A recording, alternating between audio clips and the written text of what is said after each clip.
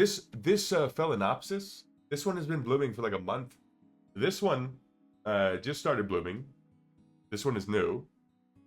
This one, oh, so we had the thing on Friday, last Friday, where for every 5 subs we would buy a new plant. And so we have this one called Pink Quill. You can see the names of the plants up here. Pink Quill, I got hops. I bought little rhizomes. Hops have rhizomes, underground stems, and they send them to you. I'm looking sharp, thank you. Okay. It is. It has scale, like the sap-sucking insects. I was gonna like toss it because I've been trying to keep it alive for so gosh darn long, but it bloomed on me. This is Dendrobium nobile, or nobile, and the flowers are quite pretty. I love the hue. One of my friends made a video on it because his is blooming too, and he said it smells like cut strawberries or raspberries, and I was like, what? I had no idea. And I smelled them, and they do smell like raspberries or like strawberries. HC, I agree. The pink quill is very pretty. It's a little bromeliad, previously in the Tillandsia genus, a terrestrial Tillandsia. The thing is, though, that they did genetic analysis, and I think in like 2019, they're like, actually, it's in the genus Wallisia. It's still in the bromeliad family, Bromeliaceae, but yeah. Relaxing Wave, hello. Long time no see. Yeah, how are you doing? What you desu? Ah, yes. So this plant does have scale, and every time I look at it, there's more scale. And it's just covered in these little sap-sucking insects that look like brown bumps. And I spray it, and I scrape them off, and I put it in the sink, and I soak it in insecticidal soap, and it maybe the wind chime music. Oh yeah. Scale does spread. Yeah, I don't know if they spread asexually, but they definitely reproduce. They're little insects. I don't know if I can get them to show you easily, but this is the first stem that the plant had. Hydrate, thank you.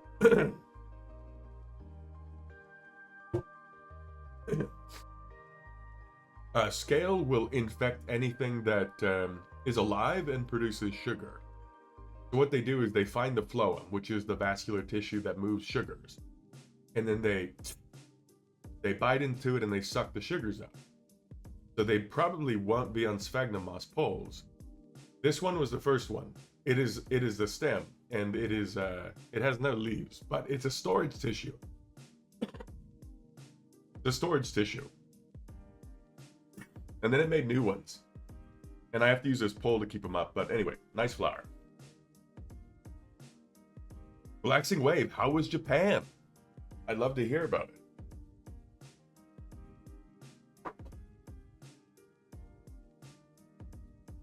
This is the pink quill. If I cut it, can I propagate it?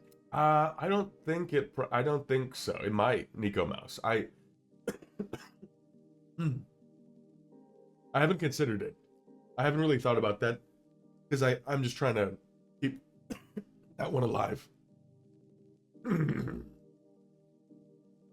Okay, better now. I do have medicine I'm taking, so I'm on the road to recovery.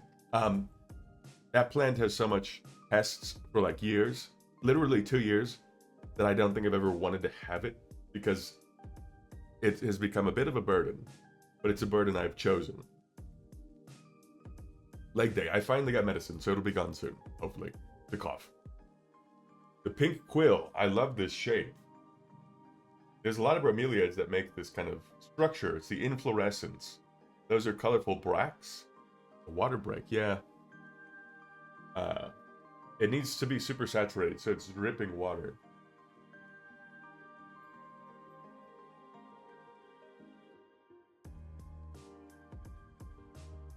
Why is it so hard to get rid of it? I think it's because the plant, the dendrobium, has these like little protective coverings. So all the scale, some of the scale is hiding. And so what happens is the scale, I can't kill it all. And I'll spray it and I'll kill maybe 80% of it, or I'll scrape them off. but then certainly there's 20% they're still live and then they spread. And, you know, I could use a systemic thing, but I'm not. At that point, it's not worth it for me. That's my... If I have to use a systemic on a houseplant that is not, like, super rare, then I don't really... I don't know if it's worth it. Reproduce... Yeah, Relo. Some of them might have asexual reproduction. That's what I was thinking. Urine. You put a money tree outside one time, and the scale ate it, and it robbed you of the money. That's so sad. In Hanska, you like my salmon shirt? Yeah, thank you. Every time I wear this, I get compliments. Duskborn called it coral. I think that's an appropriate color. Coral, salmon, pink. These are all good. Raymond, you need 2 bromeliad type plans for a show. Any recommendations?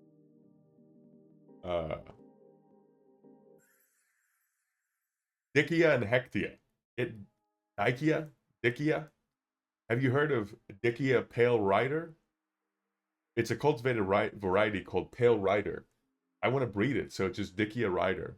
I'll just call it Dick Rider. Randy Davies. Hello. Can I lick the scale off? I used to. I did that once. The first time I learned about scale, it's like, oh, what is this? It's like, it looks like it's dripping. It looks like it's wet. I'm going to lick it. And then I started eating them. I had a Peruvian pepper tree in my apartment that had scale. Let me show you. Can you eat scale? Yeah, no. You can't eat scale. Dickia Pale Rider. That's right. We'll look it up in a second. You're not supposed to eat the scale. But I had this tree. I'm going to show you. Story time. This has all been story time today. It's called Peruvian pepper tree. Have you ever had pepper kernels? You know, the pepper that you grind, and you know the pink ones? Those are from this tree. The other ones are from other plants called piper, which are actual peppers. Not chilies, but peppers of the Piperaceae. Black Knight. I got this shirt at Academy, which is a local sporting goods store. My grandmother said, oh, you need to get that shirt. I don't like it. I don't want it. She said, no, I'm buying this for you no matter what. It was $5, and she made a good choice. And so then, since then, I've been buying shirts of this style. But every time I wear this pink one, which is the one I wear the most, people tend to say nice things. Okay, Peruvian pepper tree. I found one of these. It's popular in California. Some people call it the Californian pepper tree, but it's actually from Peru. The Peruvian pepper tree produces fruit that is the pink fruit within your pepper grinders. It looks like a mesquite. It looks like a legume, but it makes these fruits. I had one. Someone in Oakland ripped it out of their yard. And so I said, okay, I'll take it. 13-foot tall tree. Moved it into my apartment. Had to cut the top off to fit. My room was 12 feet tall. This was above my bed. All of a sudden, it started performing and looking weird. I said, what's going on? And then I looked at it. I looked at the leaves, and it had these little white droplets on it.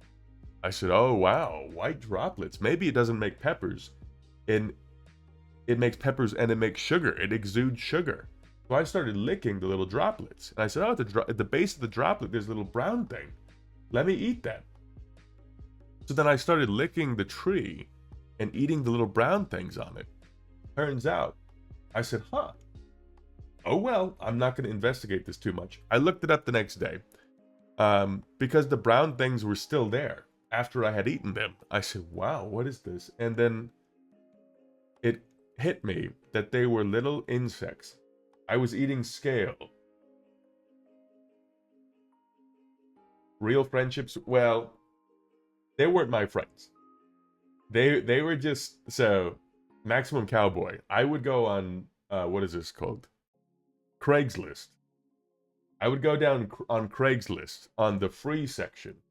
And in California, a lot of people give away free plants. You know, someone gave me an orchid.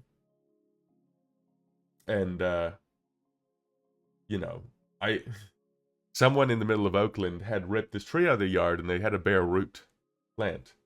And, My friend and I threw it in the back of the truck, and we had to hold it through the windows from the top because it was so tall it didn't fit in the bed of the truck. My licking stories are always great. That's how you learn things, by licking things, right? But if you live in, San Jose or Los Angeles, you might have seen this tree. They have it in Sacramento too. If you see this tree, it's a street tree. People put it on the sides of the streets. Nedwin, hello. How's it going, Nedwin? Put on the sides of the streets. You can eat those. Collect them. Put them in your food. That's a little peppercorn. Okay, Bebop. Enjoy the gym. Have fun. Be safe. Make friends. You could have turned a Dateline. I have gone on Craigslist and looked for free things many times. And there's one time someone said, I got this really rare orchid with the fern growing in it, but you got to come now. And it was like 11:30 p.m. and it was like in the middle of Oakland. And I was like, okay, I really want this plant. I'm going to do it. I think I'll be safe. So I drove there, and I was a little worried. My heart was racing. It was dark, potentially weird interaction. And it was a very nice gay couple that just wanted to get rid of a plant. And I was like, okay. I got back home at midnight, and there was one time though, it looked a little like, sketch. You're Black Knight, you're on the way to Academy right now? Yeah, okay, great. They're the Academy brand. They should be like $5 or something. The gays and their plants, because the gays know how to live life. Helios, you see these at the parks everywhere, those pepper trees, yeah. What do I think about mimosa trees? You got one for free, but it was the bonsai cut back, still grew back to life. It's Miguel's son. Interesting. Mimosa tree. They're lovely. I think they can be invasive. I think they're Albizia. Depends where you are. If you're in a tropical place, they're pretty invasive. Echo, I do. I'm happily married. Okay, this is the Albizia. Albizia Julie Brisson. This is what you're probably talking about. Mimosa, describing the type of flower. Like Horton Hears a Who. You ever seen something like this? It's a lovely plant.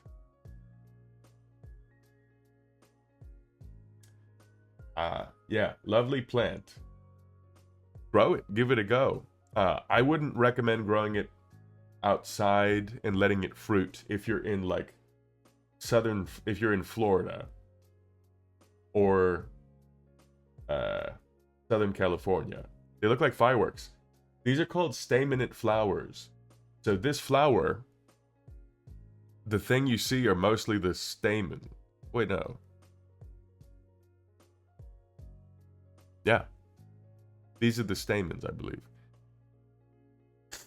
You're New Braunfels. Oh, you'll be fine then. Looks like something from Monet.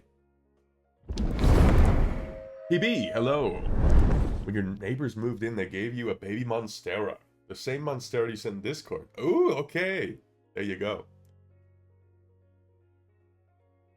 Matthew said I like it, so I put a ring on it. There you go. Yeah. Lots of mimosa trees in Alabama. Yeah, they can be kind of invasive in tropical areas. They grow well in the subtropics, like Texas and Alabama, and Georgia, and Mississippi. There's one in the neighborhood I live in, but when it gets really cold, they don't do super well.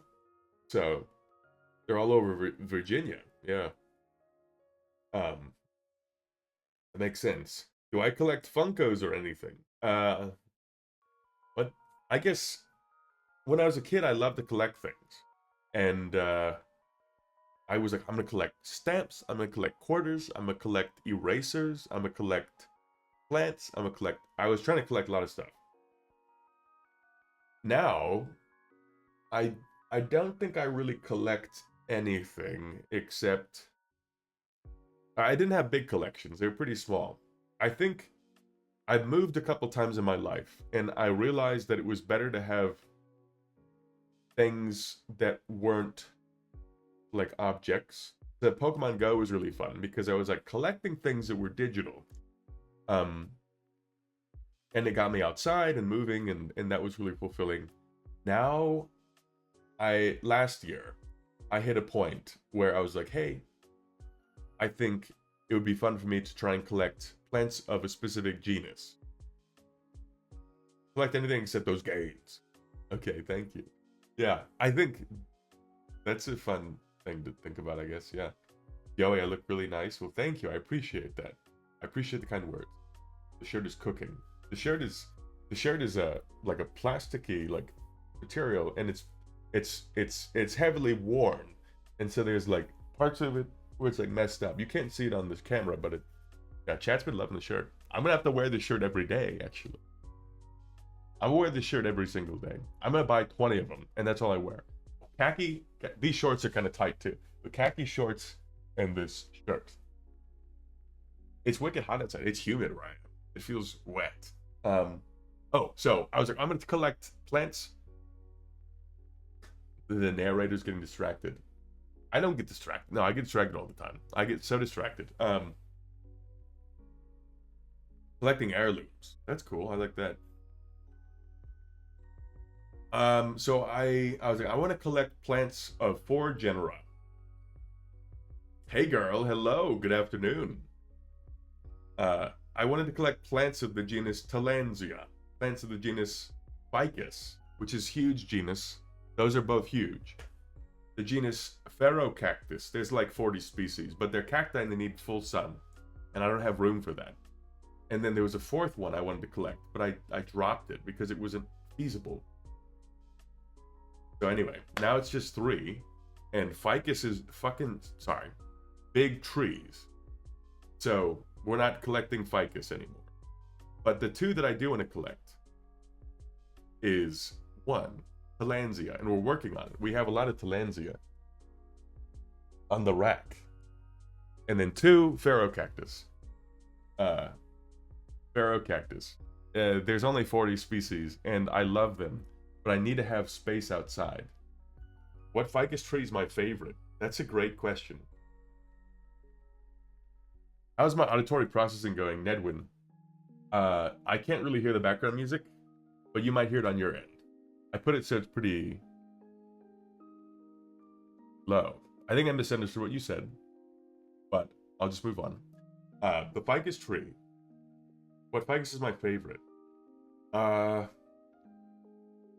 I think it might be Ficus alii, or the willow-leafed ficus.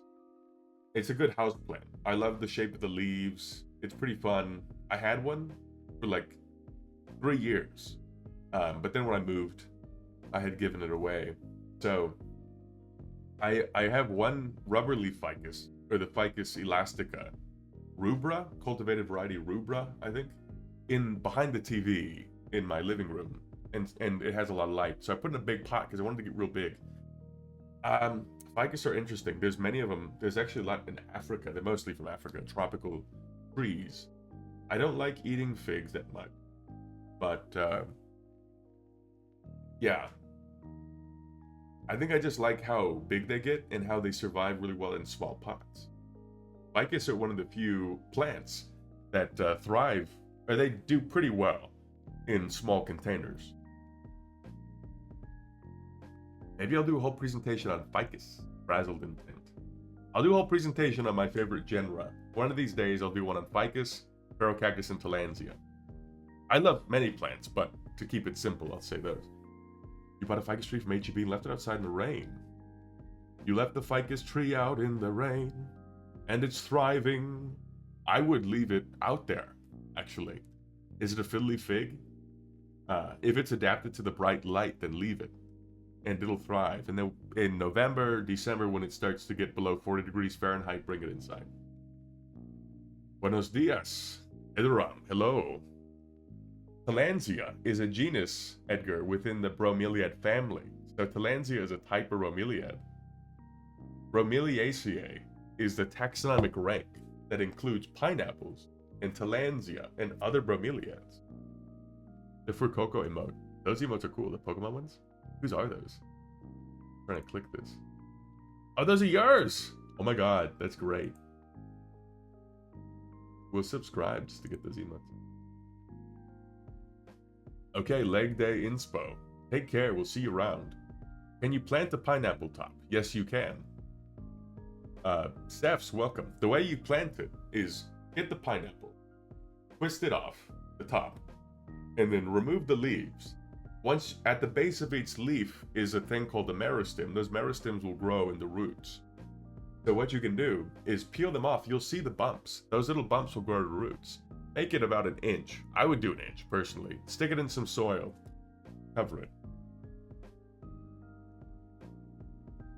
Yeah. The pineapple also makes things called slips or suckers, and you can grow those from pineapples. 92 views. Oh yeah. People are here. There's 92 people here. Unexpected. Okay. I'm just happy to be here. But yeah, the pineapple is pretty fun. If you go to a pineapple farm, the pineapple farm will propagate their pineapples based on slips, not the tops. If the pineapple is a really rare type of pineapple, they remove the top, so you can't propagate it. Relo, thanks for having me. Oh, thank you for being here. Have I successfully propagated rose cuttings from the stores? I don't like roses that much, so I don't propagate them. But they can be propagated by cutting. Yeah, I haven't tried it, but I know I have the ability to do it.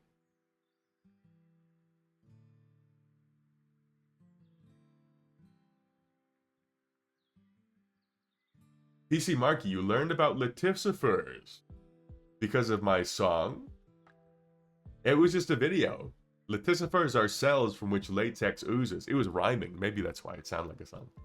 Leticifers are cells from which latex oozes. A big cactus fell, injured itself, and it started oozing. It was probably a euphorbia. A big euphorbia fell, and it was oozing latex. Crazy. Okay, well, there you go. You learned something that protected you and your husband. I don't really like roses that much. I mean, if I had to choose between plants, if I had to choose between growing a native shrub or growing a rose, I would grow the native shrub. The only time I've seen good roses is admittedly in California, and in Texas there are roses that grow very well. And this time of year, the rose bushes look really good. I have not seen them look this good in so long. I'm quite tempted to enjoy them more.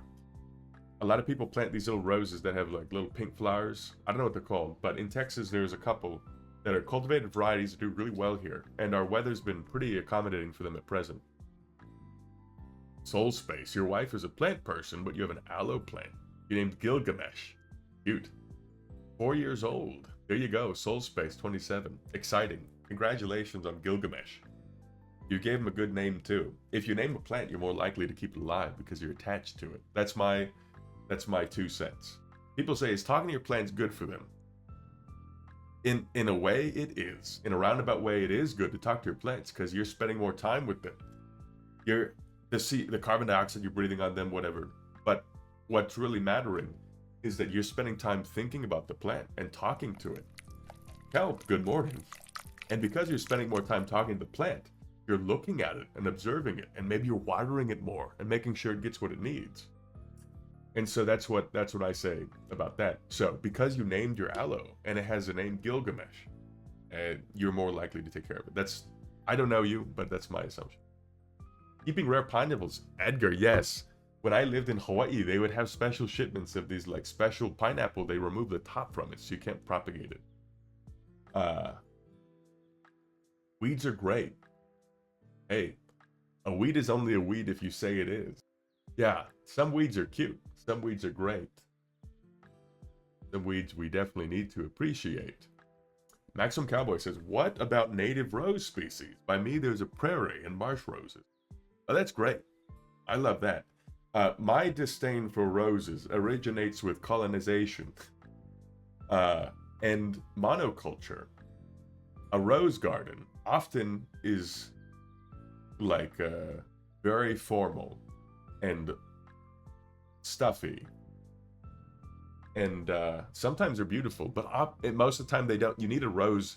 You need someone who knows about roses to maintain them.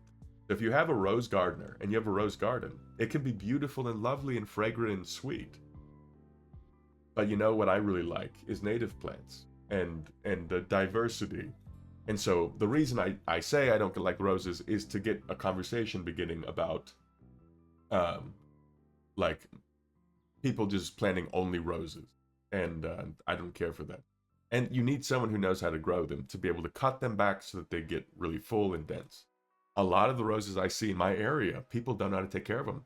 And so then they just look really sad and they don't get the right kind for our area. So it's really hot and dry in our summers, and the roses, they get a beating, I'll tell you that, from the weather. Not that I'm hitting them because I don't like them. Your Black Knight, in elementary school you did a project on it, and the plant you talked to and spent more time with grew faster. I did the same thing. I did the same project. And yeah. Echo, do you have any tips on how to take care of spineless yucca plant? Ooh, depends where you are. Yucca, where are you? I'm sorry. Echo, where's your yucca? Spineless yucca. Oh, okay. Yeah, is it indoors? I was assuming it was outside. I had one of these, and I gave it away when I moved. I'm behind on the chat, but Yucca gigantea is the spineless yucca from Central America. It is a tropical plant. So mimic what you think it would feel like in Guatemala, and it will thrive. Weed is a subjective term. A weed is a plant out of place or a poop. I have a whole book of weeds. I took a class called Weed Science. It was one of the best classes I've ever taken. The thing about weeds is that if you understand weeds, then you understand about ecology, chemistry, biology, evolution, population dynamics. If you can understand weeds and how to anything about weeds, then you have a good understanding of application of hard science. It's applicable. But yeah, a weed is just anything you don't want. And generally, that we can identify a plant that is invasive. We can have invasive species that are different from weeds. So there can be native plants that you can call a weed. There's some native wildflowers that people call weeds. In my area, there's a dayflower. Let me show you. There's this little flower that pops up. There's one native to North America and one from Asia. They're almost identical, honestly. Kind of the same. They're almost identical.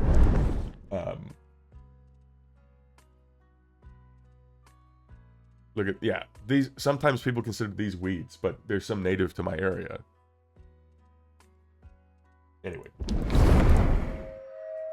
Son of Austin, a Harvard study believed that there, I believe, which interacted with plants, it showed no significant impact. Yeah. Yeah, exactly. Son of Austerlitz. Yeah.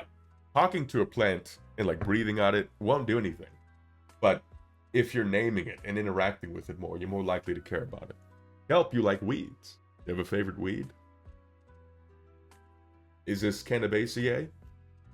I bought, speaking of Cannabaceae, I bought 2 hop rhizomes from a company called like Austin Brewing Supplies. Okay, they're out of Austin, Texas. That's where I live.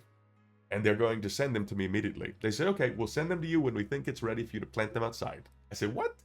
It's time for me to plant them now. It's time to plant the hop rhizomes. And I'm excited. Humulus lupulus, my favorite scientific name. Relo, very interested in research, nicotine molecule linked to treating ADHD. Interesting. That'll be fun. Fascinating. Monoculture is imperialist. I'm not a fan of monocultures. And so when people have roses, it typically is a rose garden that is only roses. An English rose garden. I don't like lawns either. Okay, I'm behind on the chat, but I might skip a few. If you had a question, I'll read them all. I'm very good at this. Echo, you're in Utah and you're indoors. Okay. Give it, mimic Guatemala. Now, it likes bright light. The more light you give it, the better. It likes well-draining soil, but it likes to be watered frequently. If the soil echo in the pot is sitting still, the roots can rot. So make sure the water drains out. Give it a lot of light. If you put it by a window, I had this problem. If you put the yucca gigantea is a big yucca that becomes a giant tree. If you put it by a window, it'll grow towards a window, and then it will always be curved. If you want that curve, great. Some curves are great. We love a curve, but you can rotate it a little bit so that it doesn't get stuck with one side.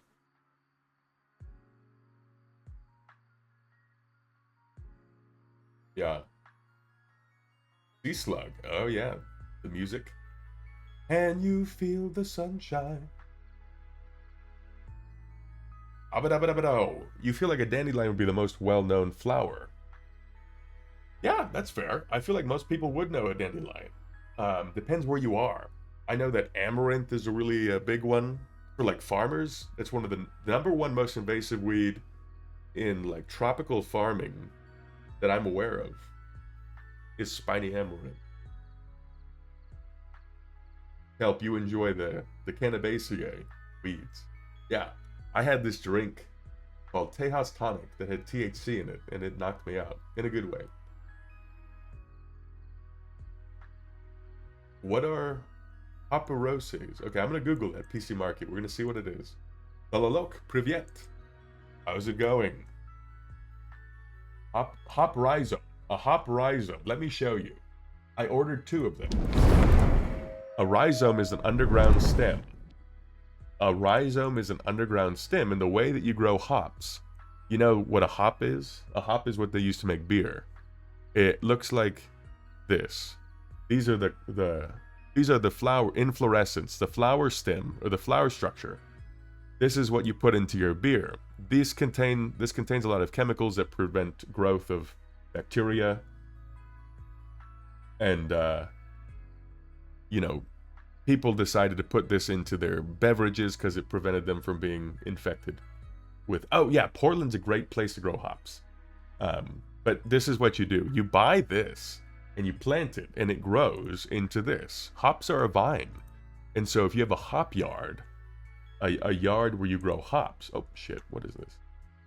Okay, see, this, yeah, people normally sell them for like $7. I think I bought Sentinel or like Freedom. I bought one based on the name. I'm not going to make beer out of it, but I used to make beer. Yeah, you found about hops through Stardew. That's fire of video games.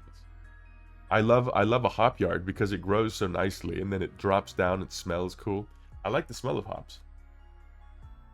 It smelled like a nice IPA. Yeah, IPA is basically just carbonated hop drink with grains, sugar from grain. Shout out to Edgar. YouTuber Garden Project. She's doing research on how weeds in your yards before landscaping. Talk about doing research on the weeds in your yard. Oh yeah, exactly. Some of the plants in your yard might be native and they might be helping the soil. In my personal opinion, I'd rather leave the weeds instead of having a bare lawn. If I have a piece of land, I want to leave anything that's growing there because that plant is interacting with the soil, creating habitat, creating a robust soil system. So we like that. I'm a fan of that. If you remove all the weeds and let it sit barren for a couple weeks, it's going to form a soil crust. The top of the soil is going to get really hard, and the sun's just going to beat down and it's going to become kind of disgusting. If the weeds are flowering, it could be good to cut the flowers or pull them out, because if they go to seed, you're creating a seed bank full of weeds. You're excited to grow your own Cannabaceae. Elm trees. You're excited to grow an elm tree, is that what you're saying? Excited to grow hops? Marijuana? Is it true hops can make you hop? Ethan, despite the allegations, it's not true. They don't make you hop. But they can make you happy if you want to. Make a hop tent. Cultivate and train blackberries. You could do that. The blackberries are growing in my area. Specifically, they're called dewberries. Because they do make berries. No, it's dew as in D-E-W. And I took flower of them. I took a photo of the flower the other day. You get very hoppy when you have a hop beverage.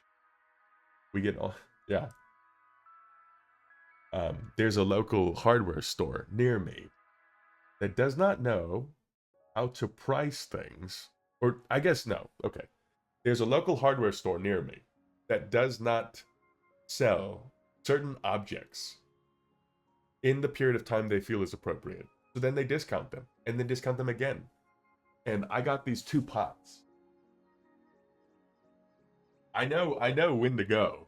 These 2 pots for like $6. They're very nice. So this is for the orchid and this is for probably the pink quill. We'll see if it needs a bigger pot, but yeah, I'm excited for that. Do I ever forage and cook? HC. I do forage for fruits. So mulberry season is coming, and mulberries are my favorite temperate fruit. I love them so much. They don't store well, so you have to eat them when they're ripe and go for that. Yeah, the pot is full of holes. A good observation, Kevin. That's for the orchid. It was a steal. I felt crazy going in there and saying, hey, I'm going to come in. Okay, so I went into this store and I said, hey, I come here every 3 months and I always buy your pots because they're so cheap.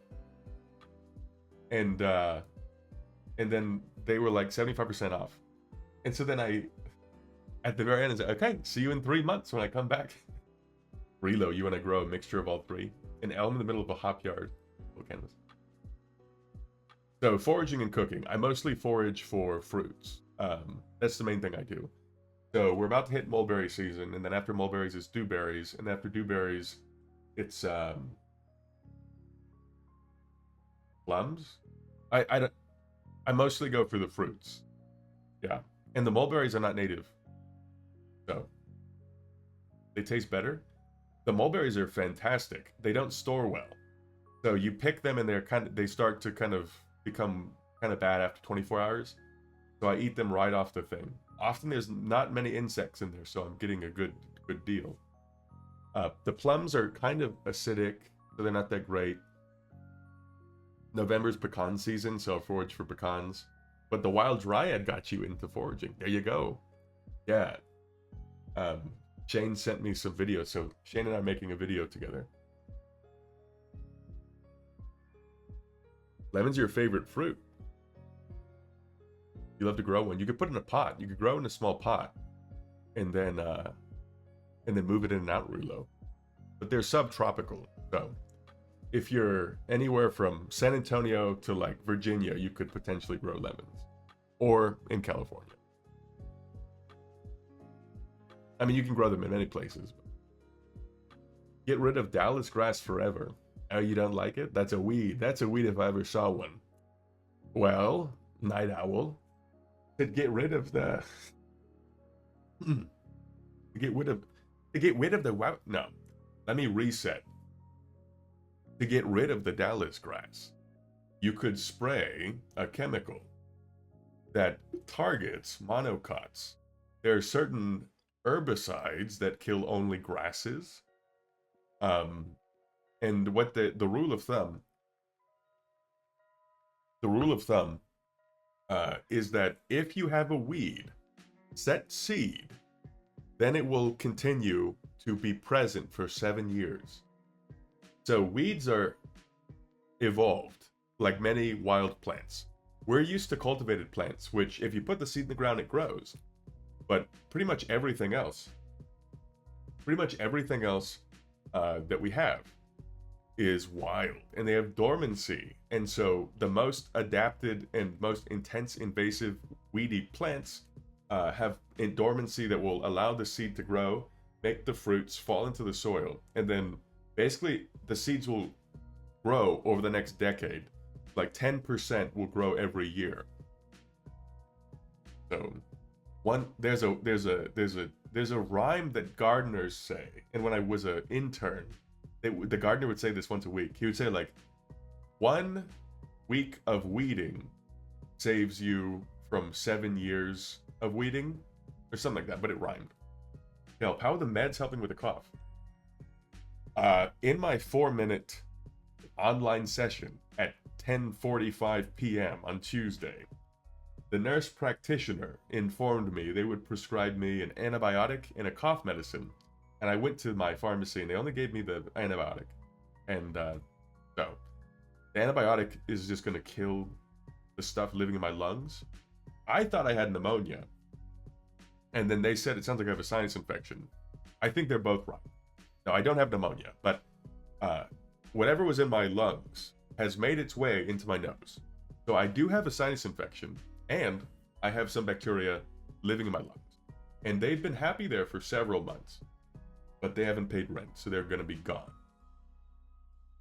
Relo, you like growing actual strawberries. You like the little tiny ones. You don't like the ones that are bred to be bigger. So yeah, Relo, that's fair. The ones that are bigger, sometimes they don't taste as good. And sometimes it's not bad, but this is what people do to make money. Sometimes, like specifically with grapes and certain fruits, the gardener will spray a chemical. It's a hormone. It's a naturally occurring organic hormone. The farmer will spray an organic hormone on the fruit to make the cells expand. So on certain grapes, let's say a grape has, this is just an example, one grape has 10,000 cells. Those 10,000 cells, you can spray, I think it's gibberellic acid, a naturally occurring organic hormone or growth regulator on the developing fruit. And what happens is those 10,000 cells just get bigger, and all they're doing is swelling with water. And so the amount of nutrients in that grape is the same, but the grapes might look bigger. Now, there's some cultivated varieties of grapes that are naturally bigger. I think like cotton candy grapes are just straight up bigger, and they're all sweet, and it might have 20,000 cells. But some grapes, at least when we were kids, 15, 20 years ago, they were small, and they would spray the hormone, and they would get bigger. Ethan, you have a banana? Is that from Mario Party? Gone Bananas? Badge? That's cute. Or Mario Kart? Anyway, so yeah, Relo, I'm glad you found what you like. There's a lot of different plants in the world, and some of them taste better. Some of the kind of wild types taste better. Some of them that we bred might have more flesh, but not taste as good. They might taste better. So yeah, I'm glad you found what you like. I don't really care for strawberries because growing up, I never got ones that tasted good. And until recently, I had one ripe off the plant. It was fantastic. Yeah. You like the snowdrop followed by tiger lilies in Hanska. That's great. Soul Space, your wife got you a strawberry plant from Callaway. Okay, yeah, Callaway Nurseries. It's a good chain. They got a lot of good stuff. Small but delicious. I found that sometimes the smaller ones are better. Not necessarily, though. What about raspberries? I like raspberries a lot. They're kind of expensive, though. Grapes with seeds. In the United States, there's not a lot of opportunity to purchase grapes with seeds. But there are naturally occurring grapes that have no seeds. Salty Boy, hello! But yeah, I like raspberries a lot. So, a lot of fruit talk right now. I will tell you, I've been thinking about fruit for a long time. I've been doing a lot of fruit investigation. Because on Saturday, we have our Pokemon plant berry morphology presentation. Saturday at noon Central Time. Pokemon berry morphology. And we're talking about fruits. Learning about fruits from a fruit is the best way to do it.